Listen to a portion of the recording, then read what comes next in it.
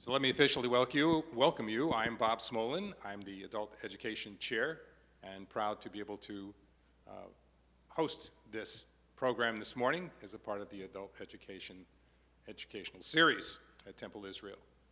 And we are very fortunate not only to have Ira Spar as a congregant of many years here at Temple Israel, but Ira, of course, has 40-plus years at Ramapo College, teaching the ancient world, and he's an Assyriologist at the Metropolitan in New York, and he comes with tremendous knowledge and familiarity and level of comfort in sharing this, and he organized, I think, this trip and made it very special and unique to go to Uzbekistan and the Silk Road, which speaks to other bits of history coming from the far west, far east, I guess, to the west. And he'll be able to share his experiences along the way, and there'll be a chance for Q&A, and we'll be here as long as you wish to be here. We figure an hour at least, but questions and answers, and Ira even brought some show and tell today.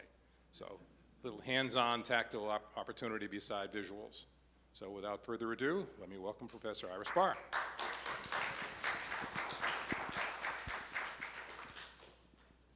Thanks, Bob.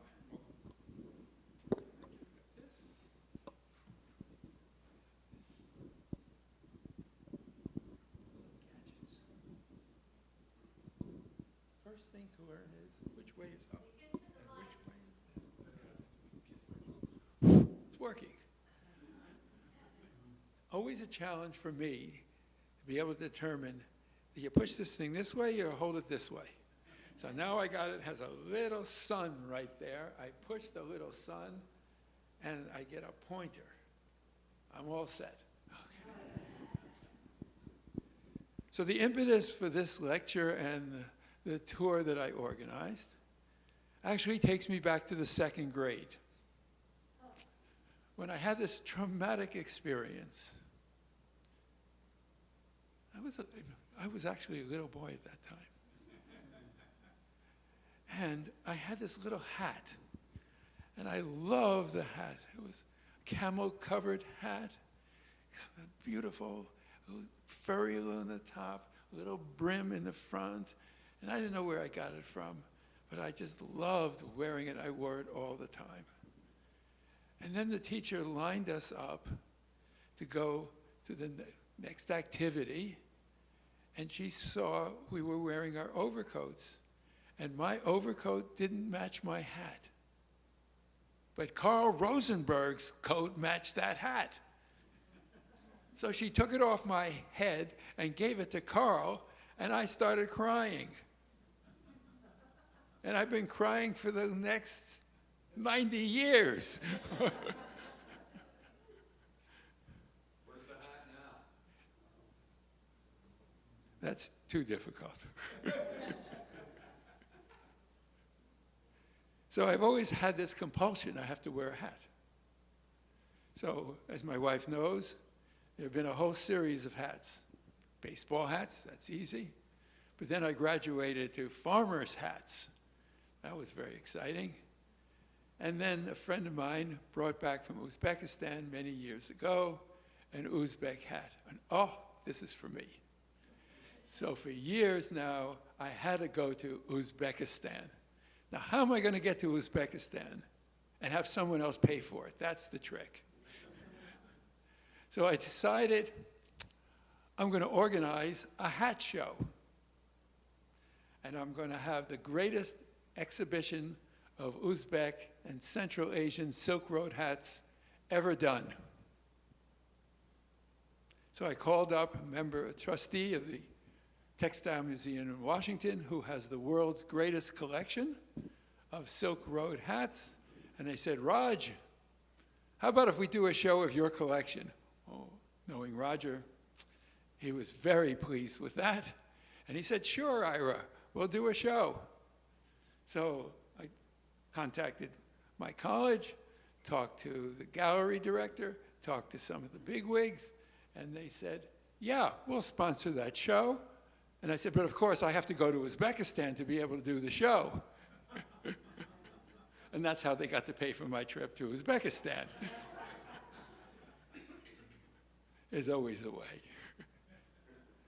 So this is going to be a report on what we saw, but from a different perspective. We saw it from a tourist perspective. Here are two members of our group. But I advertised this through my textile society that I belong to in New York. And we had people coming from all over the country, as well as from Iran. We had a couple from Iran. They flew in from Tehran. He likes to live in Iran, but she prefers their house in Italy. So we had a couple from Iran and Italy, and another woman said, all my life, I'm in the textile business. I always wanted this type of a textile tour, because there are no textile tours. They're amateur tours to Uzbekistan run by travel agents, and they deal with textiles, but not by professionals who are in the area. So there are two great professionals in Istanbul. And I called them up, and I said, Vedat, how about we do the tour to Uzbekistan? He said, sure. And that's how our tour got organized. So I'm going to take us now on a travelogue through the Silk Road from China all the way to Rome in our lecture today. And I'm going to start off by talking about China. China in the 6th century BCE. This was an extraordinary period of time in world history. Somewhere around 500, maybe 450, somewhere around that period of time, there was this thinker named Confucius. You've heard of him? And he revolutionized thought in China. But there was another individual about the same time in Greece named Socrates. And he was revolutionizing thought at this same period of time. And would you believe the same period of time in India, this is when the Buddha was teaching. And this is also when the Bible was written. An extraordinary period of time. And this is when Afrasiab, the capital city of Samarkand, was founded in Central Asia, in Uzbekistan, an area filled with deserts and oases. And Samarkand was the first of the great oases to be established there. And we're going to take us today from China all to Uzbekistan, and then we're going to continue all the way to Rome. So we're going to start off way back in history, way back before Confucius, before the Buddha, before the Bible, before Abraham, maybe 1,000 years before Abraham.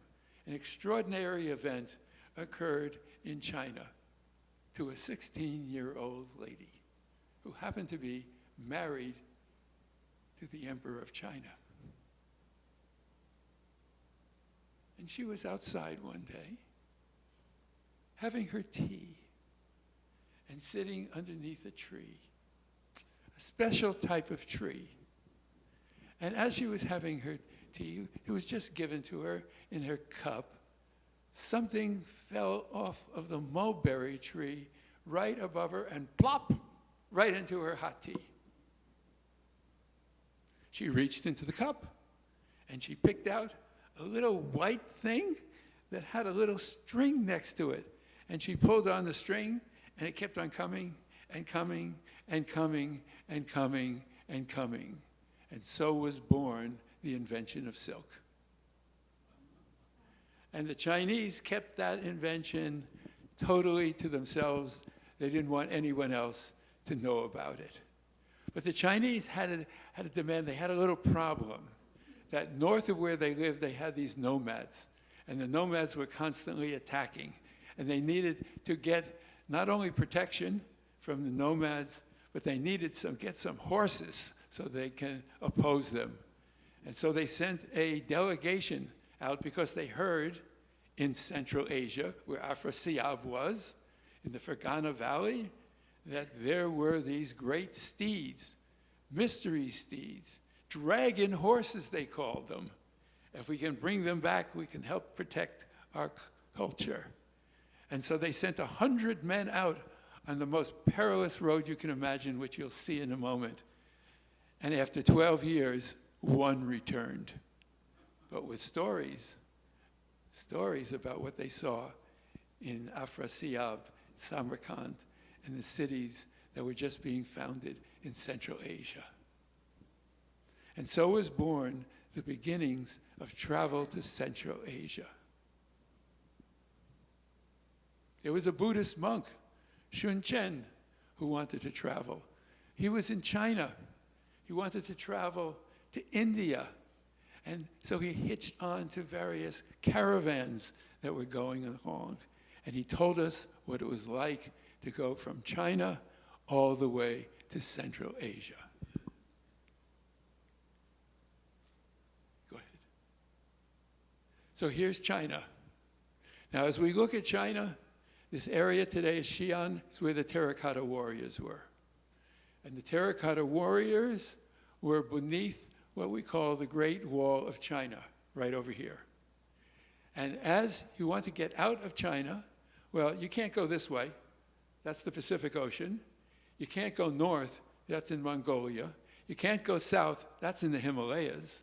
The only way out of China is to go right along the edge of the Gobi Desert. And if you can make it as far as here, then you have to go around the Taklamakan Desert and then the mountains over here before you get to the various stands. A very, very perilous journey. And so it began, go ahead, on what's called the Silk Road. And the Silk Road was developed at first by these great camel caravans. And the camels, these are called Bactrian camels. They have two humps rather than one hump, which is the Arabian hump, okay? And you can pile on all sorts of stuff there because word had gotten out as far as Rome that they had this silk in China. And they wanted the silk, and they'll pay for it. The rich will pay for it. The rich will pay anything to get that silk. And so the camel caravans went. And I've been on this caravan. I've been over there. And let me tell you, it is the most perilous type of journey. For once, the camels know exactly where they're going. You have no idea where you're going. But above the camels, you get these sand dunes. You can't see or hear anything. But on the other side of the sand dune, they can attack you. So this is a perilous journey along the way. The camels know where there's water. They can make it for maybe 20, 25 miles a day. You're walking along the side. And when you walk along the side in the sand, let me tell you, it's something you've never been before. It's not being on the beach. It's putting your foot down and then sinking up through your ankles. And to pick up your foot, you have to strive to go from here to the wall. It took me about 20 minutes to climb up one of these hills. So you're just on that camel.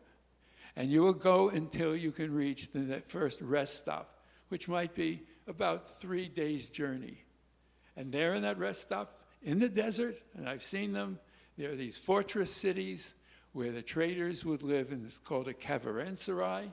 They would come the other way, and they would meet in between, and you would trade your silk, your ceramics, your tea, and you would ship that to the West, and the West would ship to the East what you wanted, silver, minerals, and other things, cotton as well, which they didn't have. And so, next, silk came to Rome. And in Rome, this was a scandal. A scandal. Ladies, the ladies were wearing silk. Why? You're making my wife into a prostitute, they said. She's appearing in public showing her body. This must stop. We're going to pass legislation to prevent the importation of silk into Rome.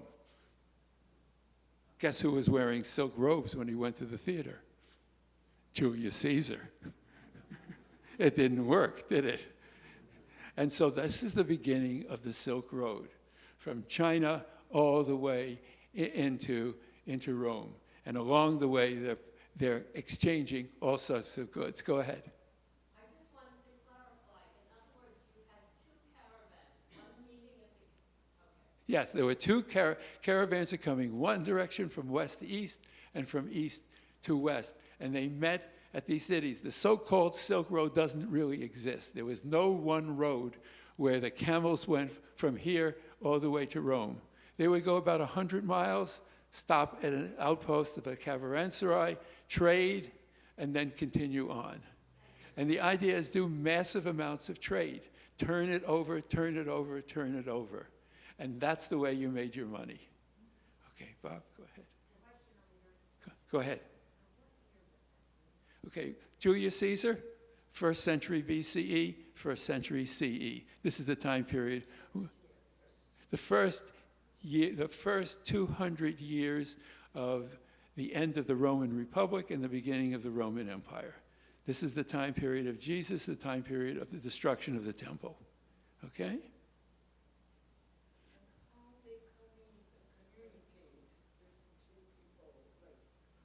The question is, how did people communicate? If you want to make money, you'll learn some foreign languages. And so the people who were doing the tradings had to be expert in languages from the West and languages from the East. So you needed to know your Chinese, your Mongolian, your Turkic languages, your Persian languages, your Western languages, and because you never know who you're going to meet for supper. And at supper, you're going to negotiate. And I'm going to sell, oh, here's my camels over here, and they're your camels over there. Let's switch backpacks. And how much are you going to pay? How much are you going to barter? And they paid in money. This is not barter. The Chinese have coins. Chinese coin looks about like this, and it has a square hole in the middle. And you find these square hole Chinese coins in Uzbekistan at the trading centers there as well. Yes. Mm-hmm. Yeah. One more thing. It didn't start until they domesticated the camel. That wasn't just given from the beginning. They domesticated the camels before Hammurabi. While the Sumerians were in that region. And the camels were domesticated around, I don't know, 1000 BC or 1500 BC. So they didn't have the caravans before that because they couldn't cross the deserts. That's a complicated question. If you heard it, when were camels domesticated? There are two types of camels. There's the Bactrian camel here, and there's the Arabian camel. And the Arabian camels were wild. The time of Hammurabi, you're talking about probably 1750 or so BCE. There's no evidence from any economic document of the domestication of the camel. Some of them were used and captured and put in parades, but were never domesticated. The first beginning of domestication, where we find actual pictures of those camels, is at about the time of David and Solomon. We're talking here another 1,000 years later for these camel caravans. Go ahead, Bob. Oh, I'm sorry. Go back. All right. So now you're going along your route with your Bactrian camels. And there are a group of people coming out of Mongolia who live in these things called yurts. They're Turkoman. And I never knew before this trip how many different groups of Turkomans there are. And there's still 400,000 Turkomans still in Asia today. And they live like this. Now, this is the most amazing thing. They would attack the Chinese. They would attack the caravans. And the Chinese would then run after them on their type of horses. But they had small horses. And this is totally portable. And so the army of the Turkomans, some of which you might have heard on, called the Xiongnu. Have you ever heard of them? Otherwise known as the Huns. Okay? This is the way they lived. And so they escaped, but they don't live anyplace. You see where they're living? There's no place here. There's no Turkoman city. There's no place where they congregate. And so the Chinese would rush after them. They couldn't find them because they just go out someplace into Mongolia. Okay, now this is our new home. And everything that's on the horse or the camel would be packed into a bundle, packed onto your steed, and off you go. And today, they're still living there in these areas. Next slide. And so we visited one of the last places where they still make yurts. Remember that? Okay. And the man on the left is Vedat. He was our organizer from Istanbul. And here they take these willows and bend them and shape them and then send them off all around Asia. So demand is still coming in, but this is one of the last ones still available. Go ahead. Okay. So here we are having lunch in one of these yurts. And so here's the question for those people who went with me on this trip. What was the name of the Turkoman tribe that put up this yurt? Well, it's obvious. It's obvious. If you look over here, each different Turkoman tribe has a different textile pattern, and this is the Karapalkak Turkoman tribe. Yes? How was the food? What did they serve? Oh. You really had to mention that? I will eat chicken, but I don't eat beef. And they eat beef for breakfast, beef for lunch, beef for supper, beef for snacks. I think they drink beef. It wasn't the best place. If you're going to be a vegetarian, this is not the place to go. And I survived on Italian food. Italian food was spaghetti. I had many times potatoes, and oh God, was it awful. But I went there and I ate and I said, where are the vegetables? vegetables, what's a vegetable? They told me we're not animal. We don't eat vegetables. You want a potato? Here's a potato. Okay? Now eat some steak. That's what they tell you. But you get your choice. Do you want beef steak? Do you want sheep steak? Or do you want horse steak? That's next slide. Okay. So now the camel caravans have come. Afrasiab, that is Samarkand, has been established. And along the bazaar areas, rich men put up incredible houses. And we visited one of these houses. This is a long lecture on the house, so I'll just cut it to the bones.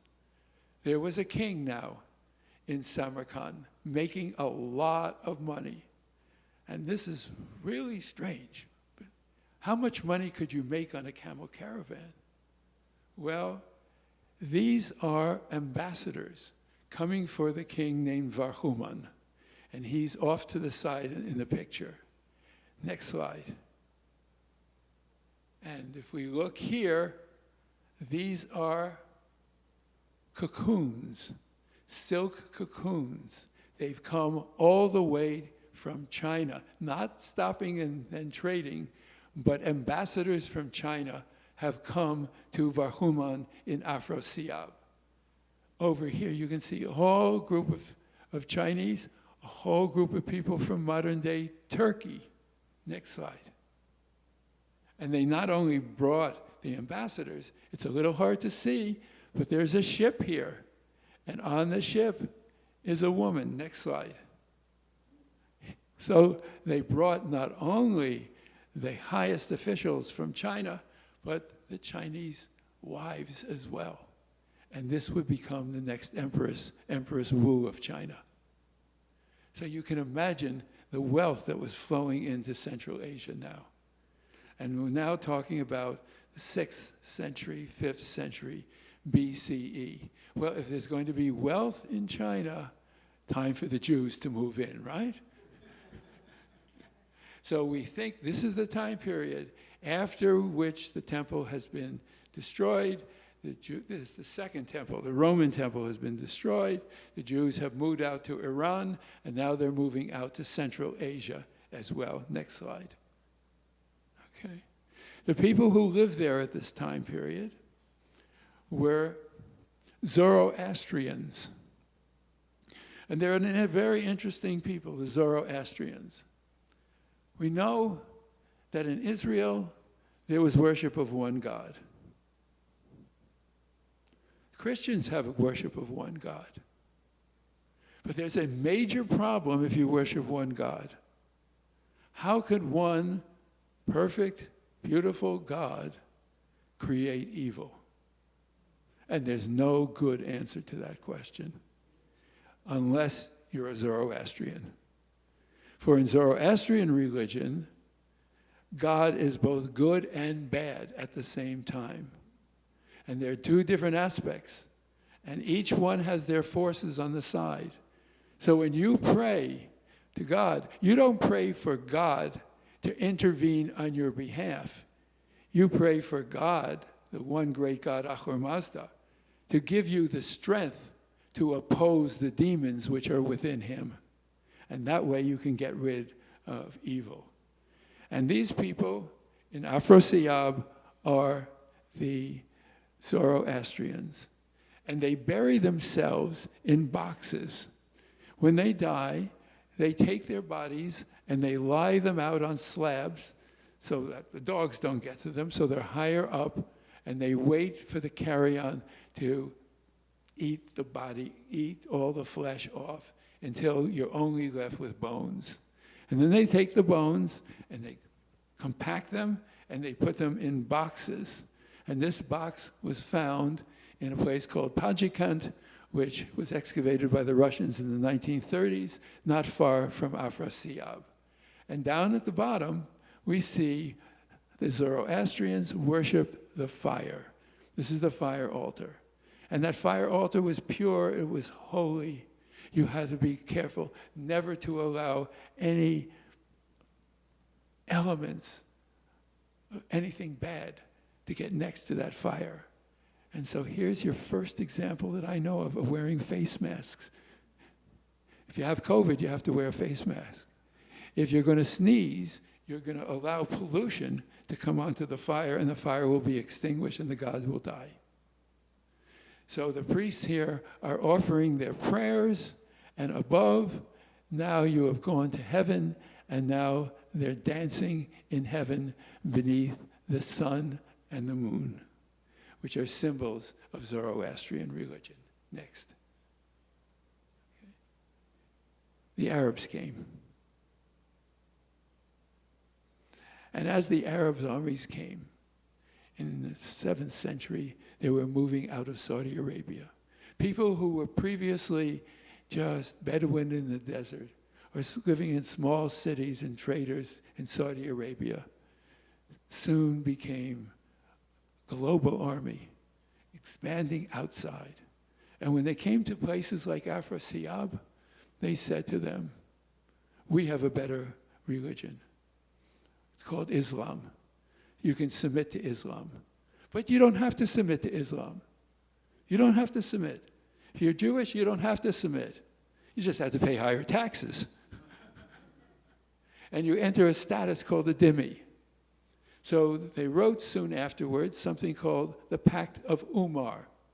Umar was a caliph, a caliph. And they said to the Christians, and it applied to the Jews, okay, you pay your taxes, you can go to your synagogue, you can go to your church, you can worship there, but you can't build another one. And if there's any repairs necessary, you can't repair it. And when you go out, you must wear special clothing so we can identify who you are. You have to wear a certain type of clothes. You can't be higher than a Muslim. Okay, you can ride on a donkey, but you can't ride on a horse, because then you'll be higher than a Muslim. And so, do you want to convert? Well, you don't want to convert. We're very, you know, we take care of our people. So that's your choice. So now Afrasiab and Samarkand became an Islamic state, part of the Islamic Empire. Next slide. The dynasty was centered in Baghdad. But they didn't want to rule everything throughout Central Asia. So they allowed a local Iranian ruler to take over and rule in Bukhara. And here is one of the most magnificent things that was left from the earliest time periods in Bukhara. It's a mausoleum of the ruler. Now, take a look at the architecture. A dome at the top, 4 sides. Over here, something that we're going to see over and over again is a square opening called a pishchak, and inside an archway on all 4 sides. And this is going to be now the Iranian, that is the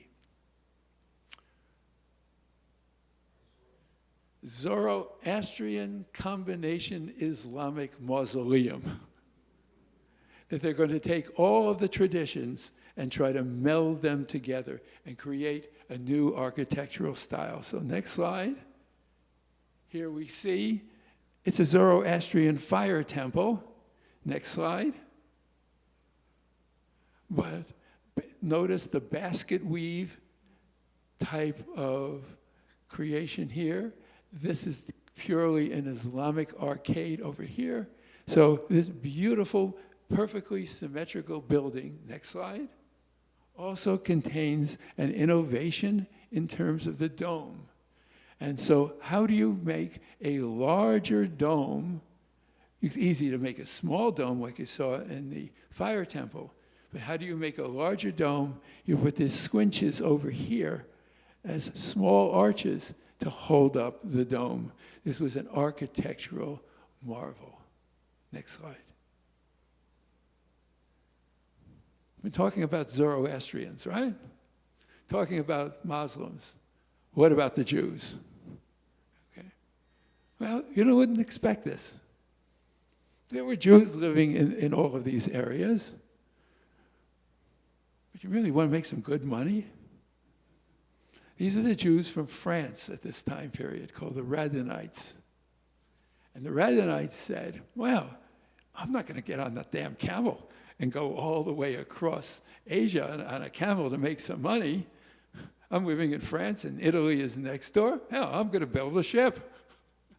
I'm going to put my stuff on the ship and I'm going to go to North Africa, get to one spot in North Africa, take another ship, and we'll go around to India. That's it. And from India, we'll go to China. And we'll sell them what they really, really want in China that those people who are traveling on the camels, they can't get. And what do you think that is? What? Spices? Well, the spices come from India. What could they have in Europe that they needed in China or in India that wasn't available there, that was in big demand? Minerals? Yeah, they could use them, but there's a lot of money to make in this field. Gold? No, not gold. Something worth more than gold. Little boys. Female slaves. And high-priced eunuchs. This is in Central Asia. You made money by selling human flesh. And they did that on the boats for several hundred years. Next slide. But all this was to change, totally change, because out of China came Genghis Khan. And when Genghis Khan comes with the Golden Horde starts over here in Siberia, and they move all the way to Samarkand, Bukhara, Merv, Nishapur, Kabul, and then they continue. Continue all the way to Israel, continue all the way to Poland until they are stopped. And along the way, next slide, Genghis Khan himself came to Bukhara. And he said to the people of Bukhara, next slide, "Oh, people, know you have committed great sins, and that the great ones among you have committed these sins. If you ask me what proof I have for these words, I say it is because I am the punishment of God. If you had not committed great sins, God would not have sent a punishment like me upon you." And so he destroyed every single city and every single thing he saw, all in Central Asia. And why did he do that? Revenge. Yeah, they were sins. You know what their sin was? He sent an ambassador to the emir of Bukhara to saying, "Oh, let's make a peace treaty, commercial relationships." And the emir of Bukhara said, "Ambassador, China, chop off his head." And they took his head, they put it in a basket, and they sent it back to Genghis Khan himself. Genghis Khan said, "I'm leading the army myself." He came to Central Asia and he destroyed everything, absolutely everything he could find. And he left only 2 monuments. Next slide. A mosque. He left a mosque, an unusual mosque. Normally when you go to a mosque, you go to an area where there's a square, but here you went down into a depression. Remember that? You went down the steps to get to the mosque, because the mosque was actually built on what was originally the marketplace. And from that marketplace built up the Temple of the Moon. And from the Temple of the Moon was built a Zoroastrian temple. And from the Zoroastrian temple was built a mosque. And it was said when this mosque was first built, people were invited to come and pray. And who were the people who prayed? Jews and the Muslims. And there's a debate. Did the Jews pray one day and the Muslim prayed another day? Or did they both pray at the same time within the same space? But they shared that space together. And the architecture, next slide, did I put it in? Yeah, the architecture shows us these are symbols of the fire altar of the Zoroastrians. And the 2, what are called half columns are Zoroastrians. So we're going to combine a religious place for Zoroastrians, for Jews, for Muslims, and for everyone else who wants to come and pray here. And they said, this is like opening up, if you have a scroll, we open up the scroll of the Torah, you open up the Quran, and so here's opening up the Word of God before you with a Zoroastrian symbol in the middle. And then around it, this is typical Islamic architecture. These are called arabesques. You don't have figurative figures. You draw all sorts of different spires and different vines to illustrate the world of nature. Next slide. This is Bukhara. Everything you see here, except for that one tower, he left alone. He liked the tower. He thought it was a good place to make a public announcement. And these towers were built alongside of mosques. And you would climb up to the top of the tower, you'd make the announcement for the day, the emir would make his political proclamations, you would announce the time for prayer, and hey, it's a nice jump from the top, isn't it? It's 150 feet down. That's where we get rid of criminals, too. So there are 2 stories about this place called the Kalyan Tower. One story was that there was a woman who was collecting money for charity. And the emir didn't like her. So he said, "Jump." She jumped. Another woman said, "Can I have one last wish?" He said, "Yes."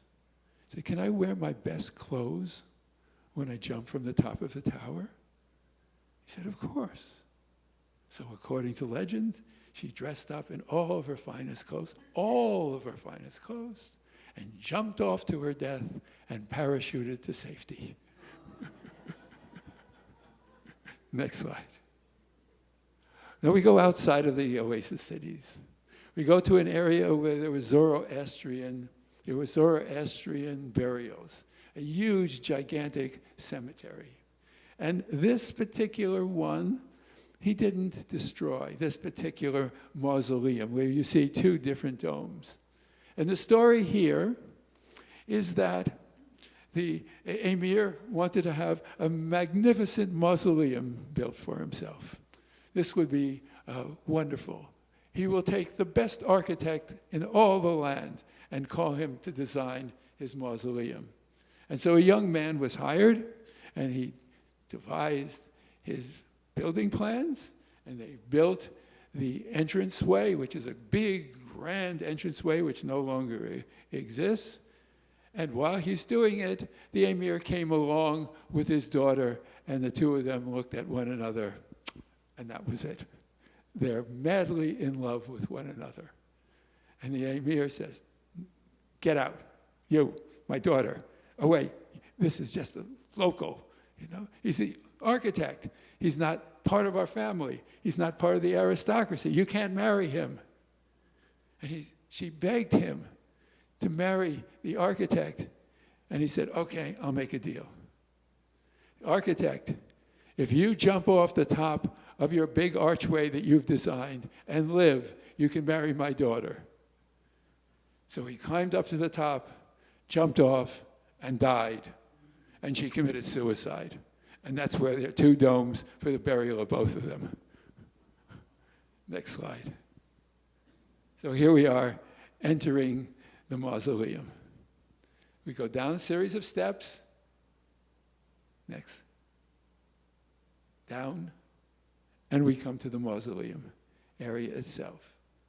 Now this is typical now Islamic architecture. And we see blue, and you'll see all over Uzbekistan the color blue. Well, the blue is the color of beauty. Blue is the color of regeneration of life. And so in your schools, the color combination is blue and white. And you do it through beautiful combinations of designs with blue and white tied. This is the thing about armies.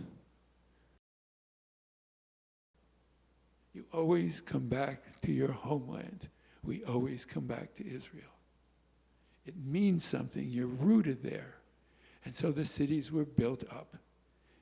And to lead this rebuilding, we come to, next slide, this man, known in the West as Tamerlane, Timur the Lame, who was born with all sorts of physical problems. He needed a cane, he had a club foot of some sort, his toes weren't right, but he was just as brutal as Genghis Khan.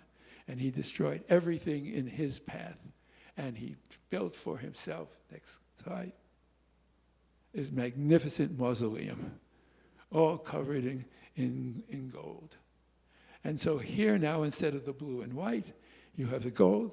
I think the president would be very happy going to visit in Uzbekistan, and he would see this. I think Mr. Trump would like to be buried in something like this.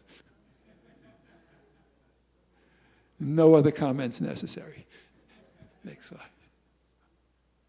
So outside of it, that's the inside. Outside we have the arches, and again, the blue and the white and the yellow.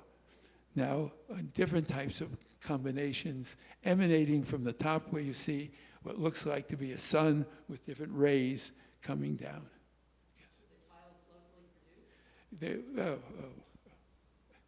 produced? The tiles are Majorca tiles. We call them Majorca tiles because Mallorca has blue tiles. All of these were locally produced. But what you see is not the original. Everything that you see in the 18th century of our era, it collapsed. There were earthquakes. There was shoddy construction. There was no money in the 18th century. Samarkand had 12 families left out of originally maybe 30, 40,000 inhabitants. Everything collapsed. In the 19th century, the Russians came. And when the Russians came to Central Asia, they saw an opportunity that they didn't have. It was called large fields where they could grow cotton. And so it became a money-making project for the Russians to restore Central Asia, to restore Uzbekistan. And so they took all these monuments and they rebuilt them with 19th century imitations of 15th century blue tiles. Okay.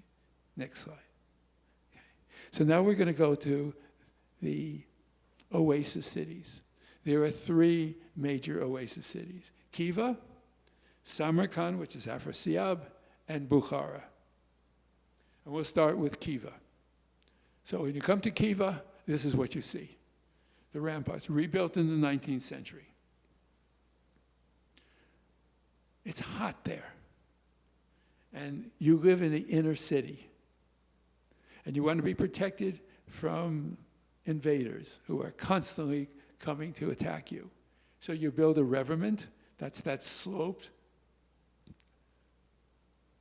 And then above it, you have your fortress towers. And it does 2 things.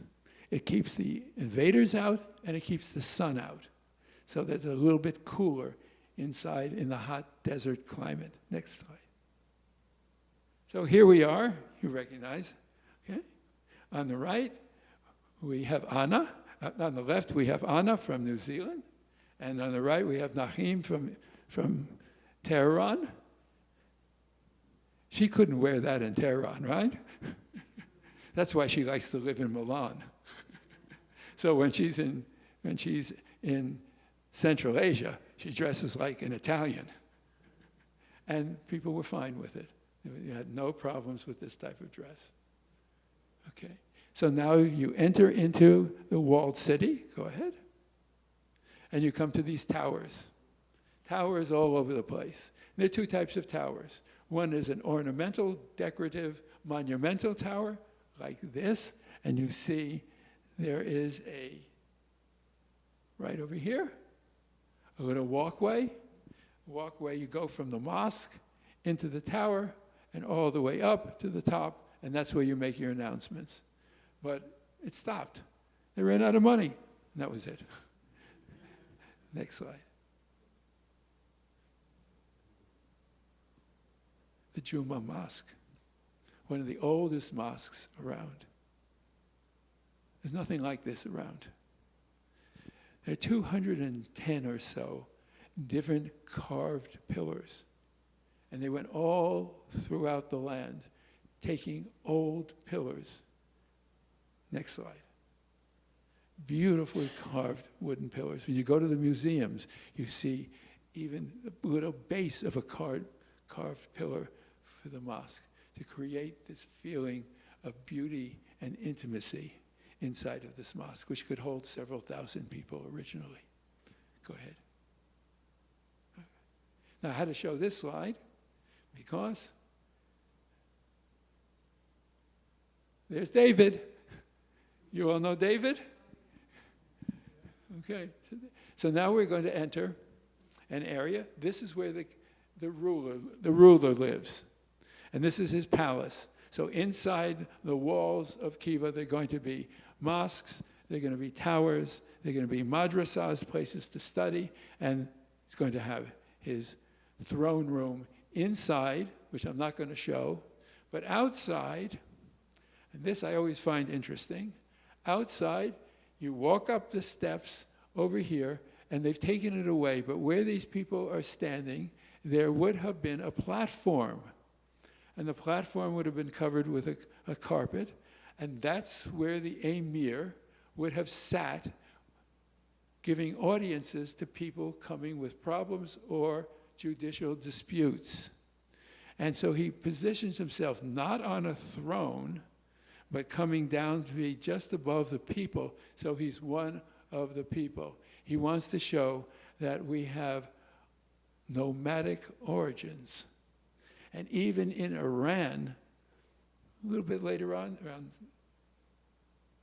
turn of the 19th century, around 1800, the Shah of Iran would sit on his high throne, covered with gold and covered with turquoise and covered with pearls and covered with diamonds. And he even had diamonds in his rug. And underneath it, he had a nomadic carpet, which just peeked out around the edges to show that we are both urban and we are nomads in our hearts as well. We are for the people as well. Next slide. And in Kiva, we went to a mausoleum. A mausoleum. And the next slide. Oh, I took the other pen out. Okay. So now we'll turn to Samarkand. Next slide.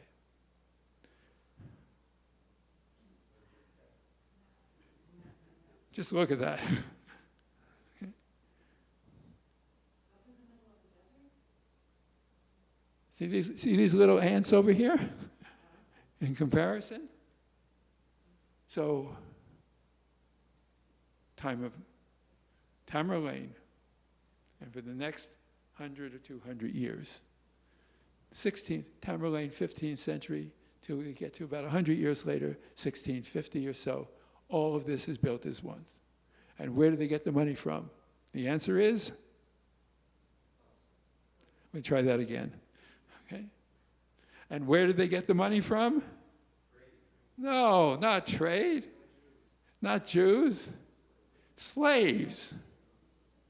And what kind of slaves are they going to get for this? There are multiple different types of slaves. If you're ruling from Samarkand, and next door to you is Russia, and next door to you is Iran. And who lives in Iran? Okay, everybody knows that. Who lives in Iran?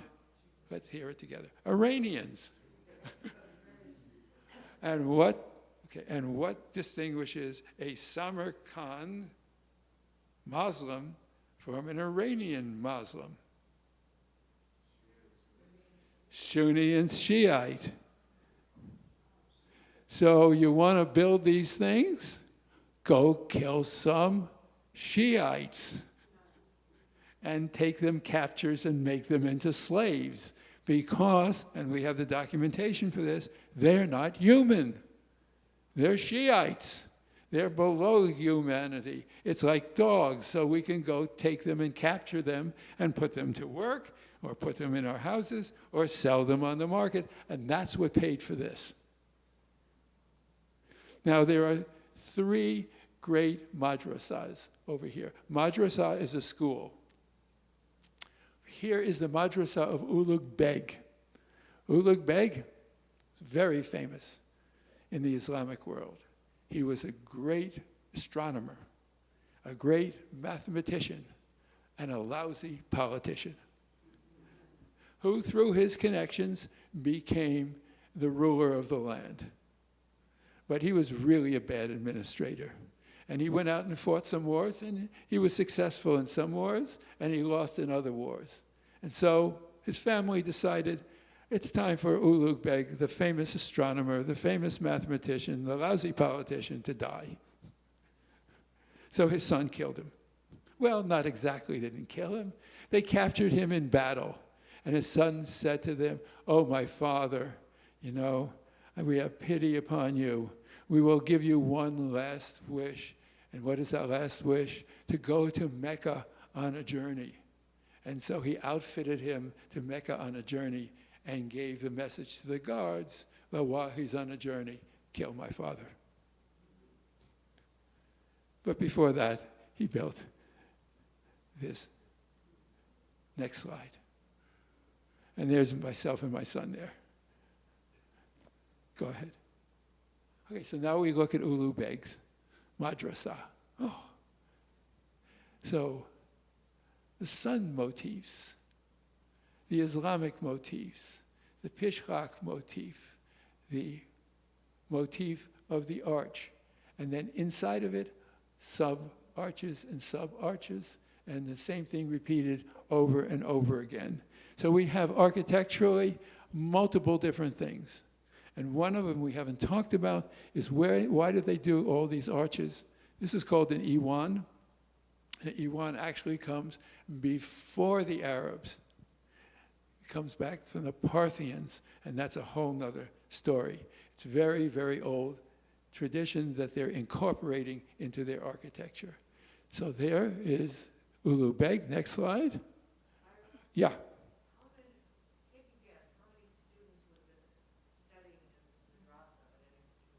Okay, so a madrasa is a school, okay?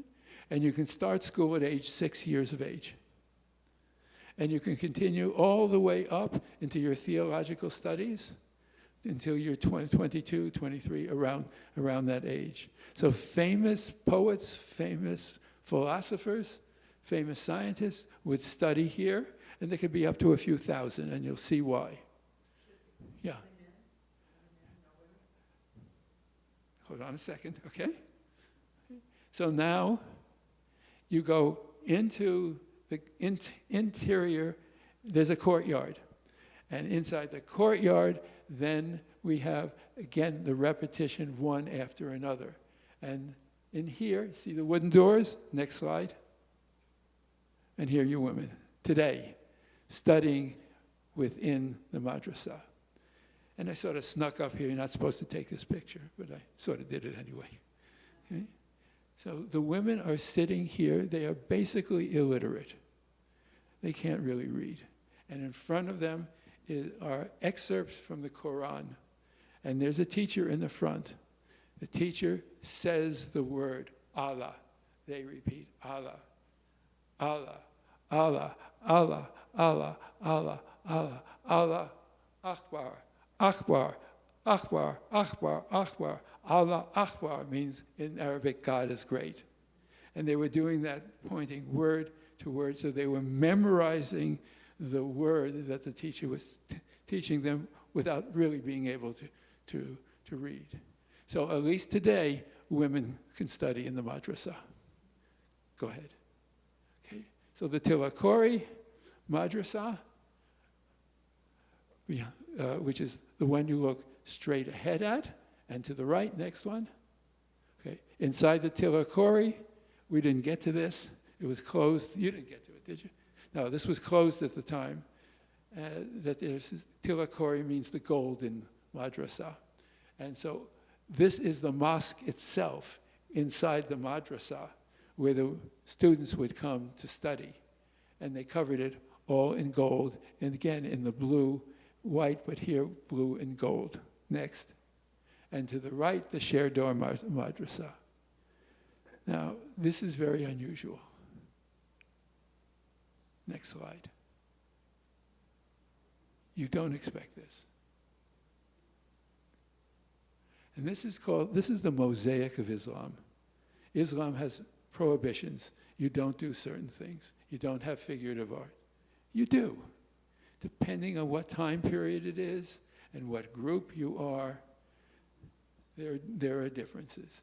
If you're Shiite, you can have pictures of the Prophet. If you're Sunni, you can't have pictures of the Prophet. But it's not uniform. So here, around 1650, we're now showing a lion, or sort of a lion, going hunting after a doe with a human face coming out of the sun. That's not supposed to happen. But there was a period of time in Islam in the 17th century when prohibitions about figurative art were being relaxed. And then it comes back again, and then it's prohibited.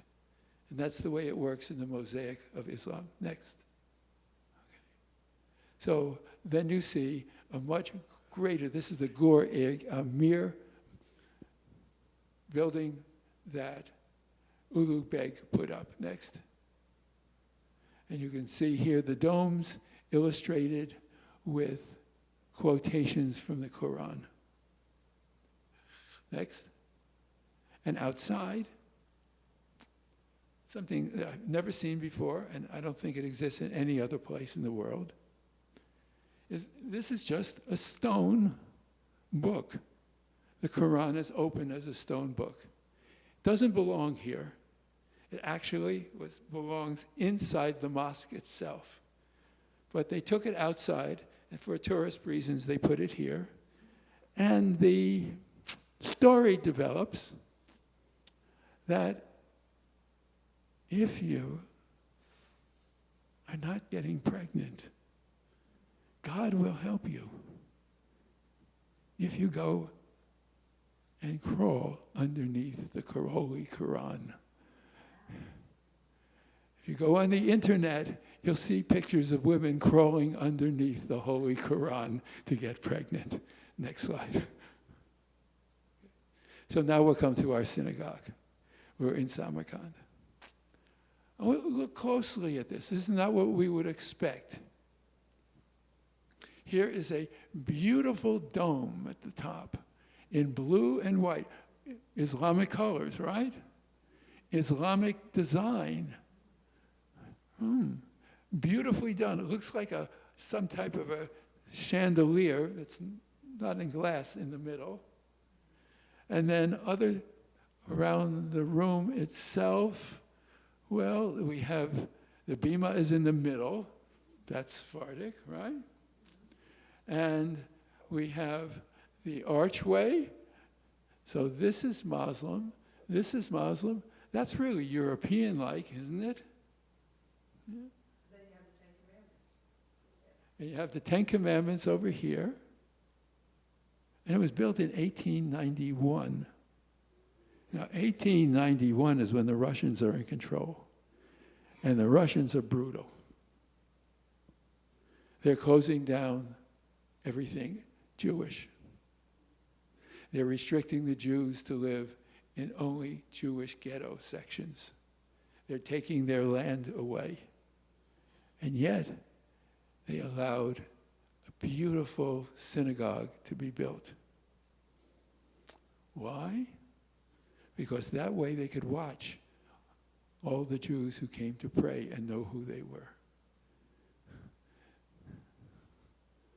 This is life under the Russians. You went to synagogue, you're a marked person. Next slide. How many people went to synagogue here? Well, On Shabbat. okay, David went to synagogue in Bukhara. The rabbi was there, and David was there. And then another person came in, and they ended up with 9. There used to be in Bukhara and in Samarkand large communities. Benjamin of Tuldeya, who was there in 1171, said there were 50,000 Jews in Bukhara at the time. Okay? They moved to Queens, and they moved to Israel. Okay?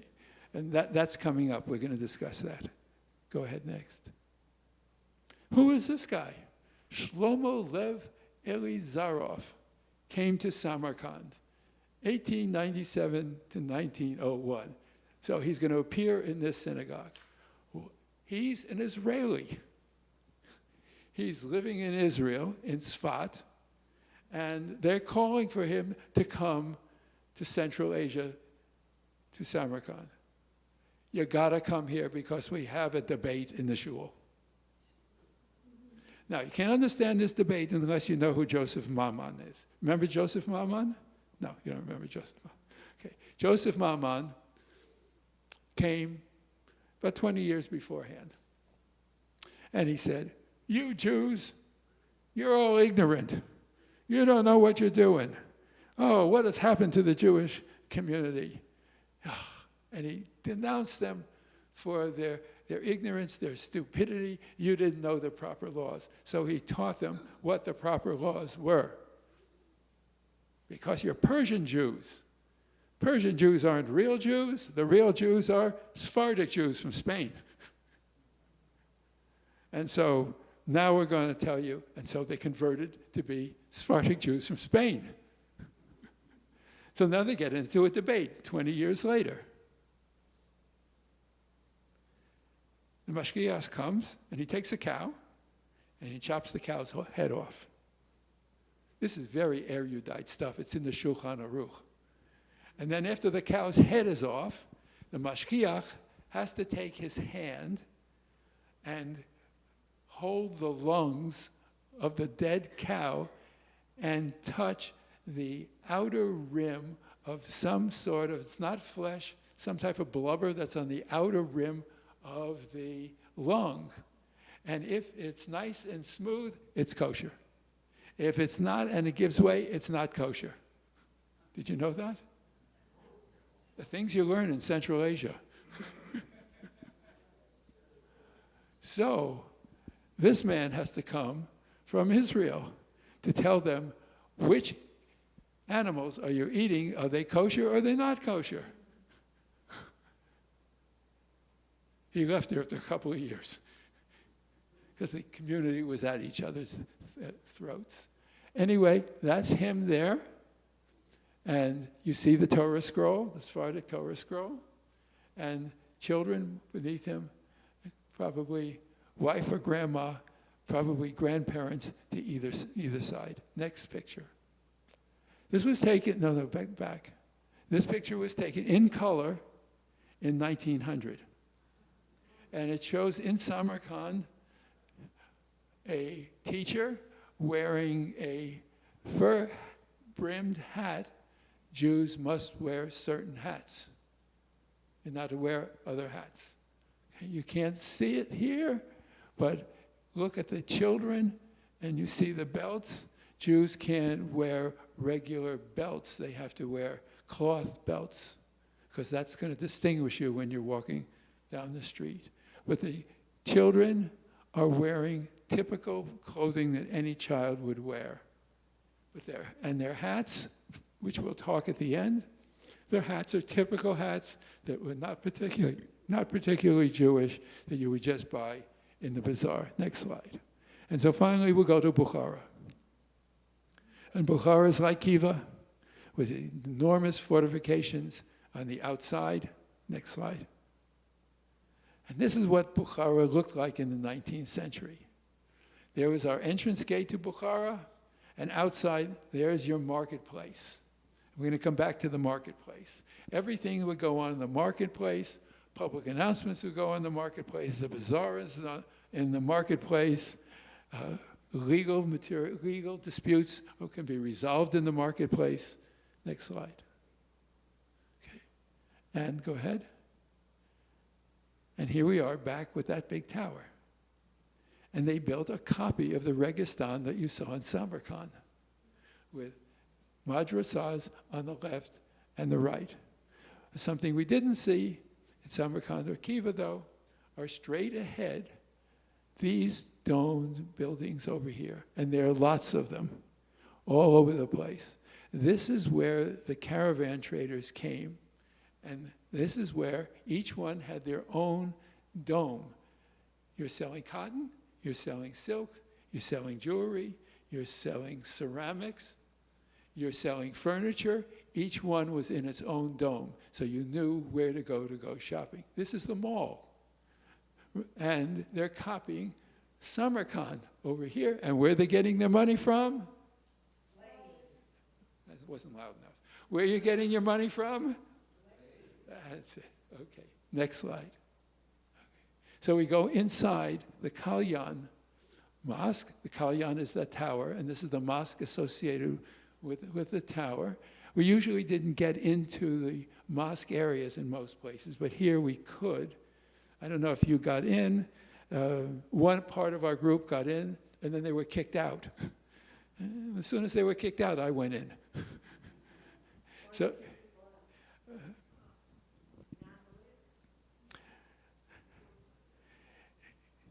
Every place there's a fanatic, and some people no matter what the situation is, they don't want you polluting the sacred space. It's pretty simple like that. So not only our group, but a whole big group was just pushed out. Get away, get away, get away. People are praying. And so I went in. And I saw this woman praying. And next to her is called the minbar. The minbar is a wooden staircase in a mosque where on Friday, the religious person, whoever he is, would stand there and deliver the Friday sermon. And in front, go ahead.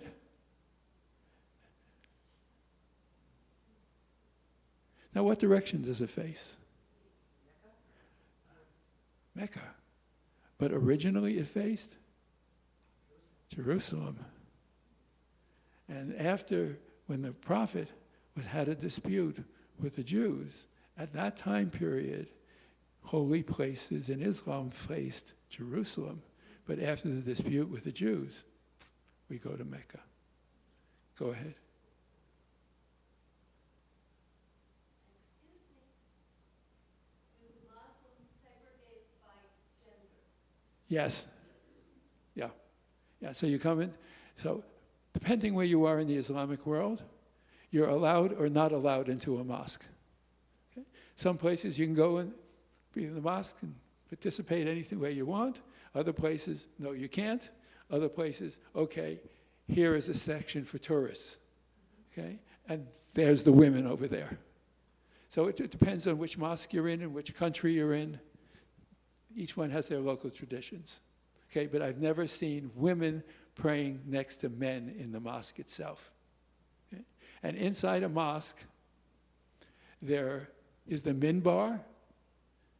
There is, you see this section that you pray to, okay, called a mihrab, and then there are lights from the ceiling. That's it. There are no pews. And just to get off topic for a moment, one of the greatest mosques in the world is located in Damascus.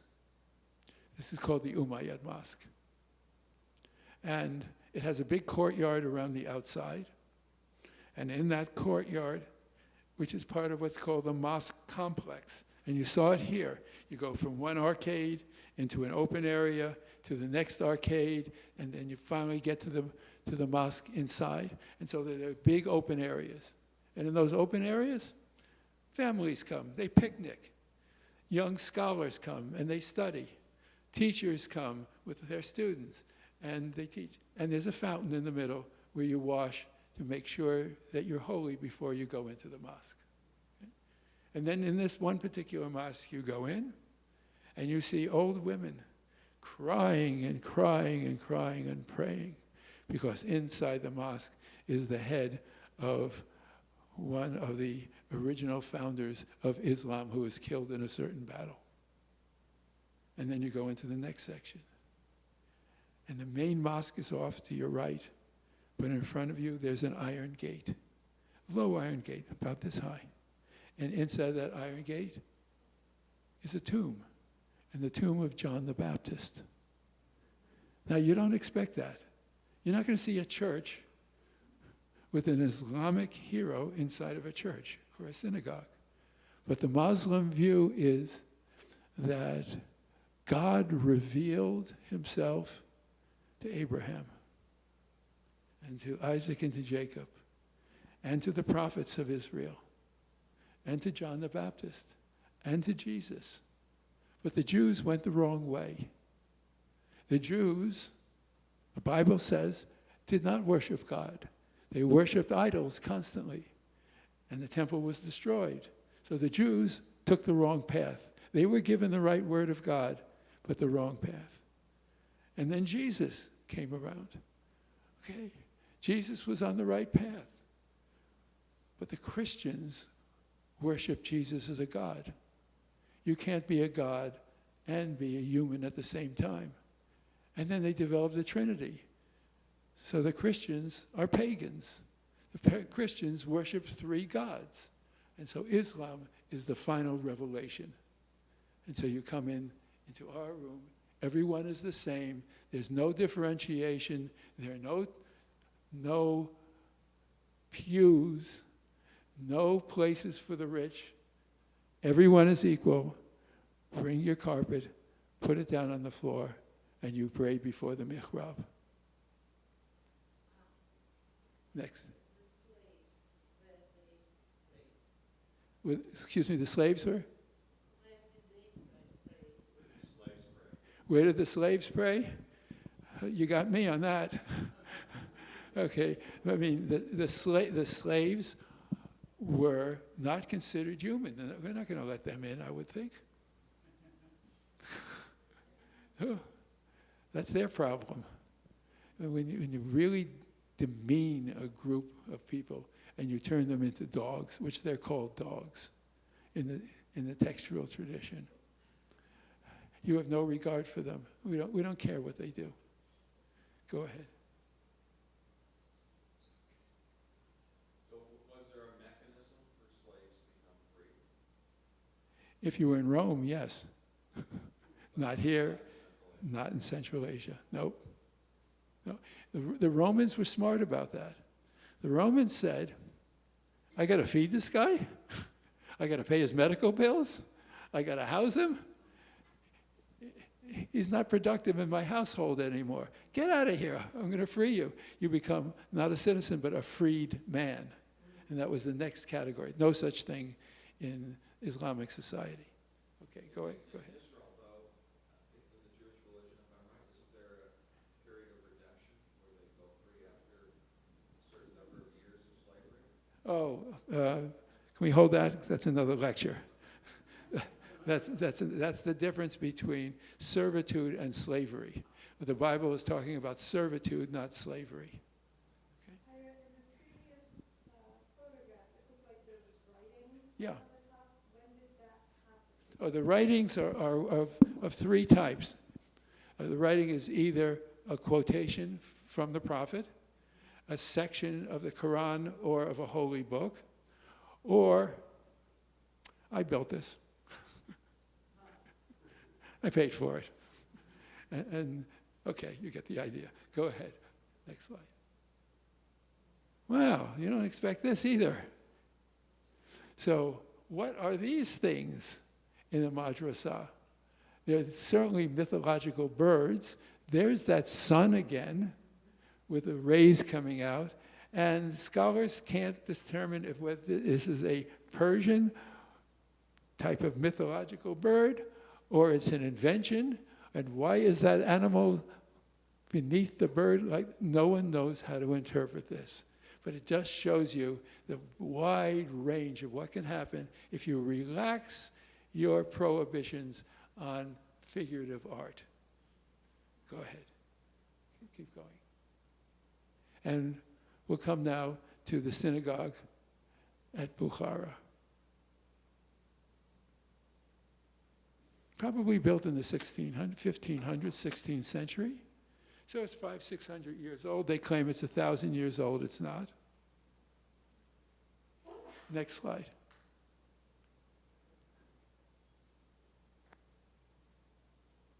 Looks familiar, right? Go ahead. Go up. Go back up. I want to read this. In 1620, the synagogue Bukhara was built. It was built due to the technicality of land ownership by a persistent Jewish widow who refused to sell the land that was being appropriated by the emir. She remains anonymous, but eventually she made a deal to sell the land as long as officials agreed to build a synagogue in the Jewish quarter of Bukhara for Jews to pray in. In 1720, Samarkand was hit with a devastating earthquake, and many made the move to Bukhara because of it.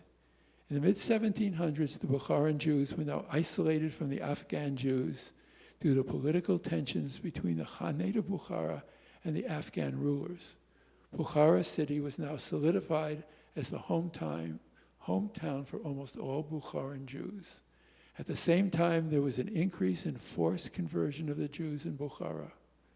The Islamic leaders tried very hard to convert Jews. It led to many pretending to be converts, but secretly being Jews. These Jews were called Khalas, which meant neither this nor that. They remained discriminated by the Muslims because of their Jewish origins, and they remained outcasts from the Jews for converting.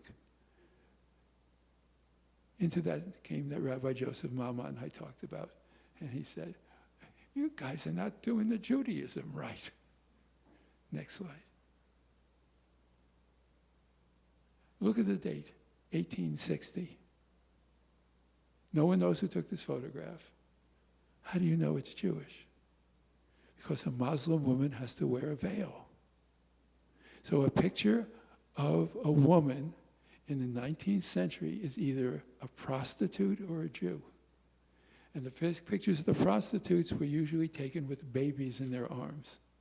And there are very few pictures of Jews, and we can identify them because the photographer was allowed to take their picture without wearing the veil. The veil came off in the 1920s when the Russians forbid the veil, and that had a big effect on what women would wear, and I'm going to bring examples of that. Go ahead. So here's a typical family from 1909, and you see what they're wearing. It's just typical clothing that anybody else would wear, but the hat was Jewish. Go ahead. So into the bazaars, just a few pictures. Next. Now this is distinctive of Uzbekistan. Every city has its distinctive type of bread. And you buy a big loaf of bread. It's good for, you want it with spinach? You want it with olives? You want it with onions? Each city has its different, I like the spinach, I like spinach. But they would bake these in the bazaar, or they would bake them outside in ovens. But you stop your bus, and you got out, and everybody went and bought it for absolute pennies. How much was it? 2 or 3 cents. You bought a big loaf of bread. Go ahead. They're good. Go ahead. So now in the marketplace, people dress today the way everybody dresses today. But they want to show off what the old type of dress was. So some women would go around and they would have little fashion shows. And this young lady is now wearing a hat, which is not from Bukhara. It's a South Uzbekistan hat. But everyone wears whatever they want to wear today. Next. And we go now to Akbar's place. I wanted to buy some hats. Gotta have another hat. And Akbar is the leading purveyor of high quality textiles in all of Uzbekistan. But he is an ordinary character. Very, very difficult to deal with. But he has the goods. If you go in the marketplace and try to find stuff, it's all brand new, some of it made in China, a lot of it made in India, and palmed off as being made in Uzbekistan. And he has the greatest collection still in Uzbekistan. Go back up, go back. So did you buy a hat? I'm wearing it. How much would something like that cost? We'll come back to that, okay? You want one? I'm just curious. Okay. So Akbar has in his collection what traditionally every house would have. Doesn't matter if you're Jew, you're Muslim, you're Zoroastrian. This was the tradition. In the cities, because there's a difference between the Turkmen tribes who live in the yurts, who will have decorations like you saw in the yurt, but they will not have these. So each city has its own tradition. And when a young lady is going to be married, her family will take a large piece of cotton and then hire an artist to draw on the cotton, suns, moons, vines, carnations, tulips, and roses. And each one will be individually unique. But you can tell, if you know the unique style of each one of the cities, where they come from. And the two straight on the left are clearly on Bukhara. And you can see the circles here, the sun motifs, and then the flower motifs, and the color motifs. So it's cotton, but each one of those flowers, suns, is hand woven with silk, with colored silk. And the ones on the right and continuing are from other places. Next slide. Now, were you saying then that they took the cotton and then embroidered They took the cotton and then embroidered the design on top? in black thread the design, and then over that they then created the embroidery in silk, and it's called a Suzani. Now, if you want to buy a Suzani, how much you have in your bank account? Okay. It used to be Suzanis were a dime a dozen. No one wants them. Today they're going $10,000, $20,000, $30,000 for a Suzani, a top-notch Suzani, like one of these. Next slide. Okay, so here, now, we're now in the